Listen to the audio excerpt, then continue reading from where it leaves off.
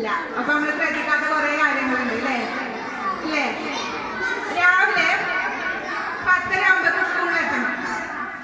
അപ്പൊ ഒരു 10:15 ആകുമ്പത്തിന് കുട്ടി ഒരുങ്ങി വീട്ടിൽ നിന്ന് ഇറങ്ങും. ഓട്ടോക്ക് വരുന്ന കുട്ടികളാണെങ്കിൽ അതിന് മുന്നേ ഇറങ്ങും. അപ്പൊ മുതല് 4:30 സ്കൂള് വിട്ട് തിരിച്ച് വീട്ടിലെത്തി കഴിഞ്ഞാല് എല്ലാ കാര്യങ്ങളും നമ്മൾ ചോദിച്ചറിയലുണ്ടോ? ഉണ്ടോ?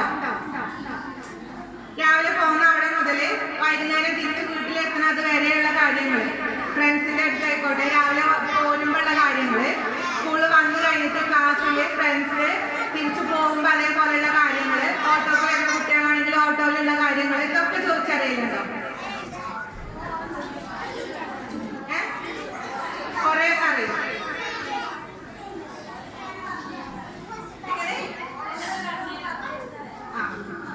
ചില കുട്ടികളുടെ സ്വഭാവമുണ്ട് അല്ലേ? വന്നു കഴിഞ്ഞാല് എല്ലാ കാര്യവും പറയും.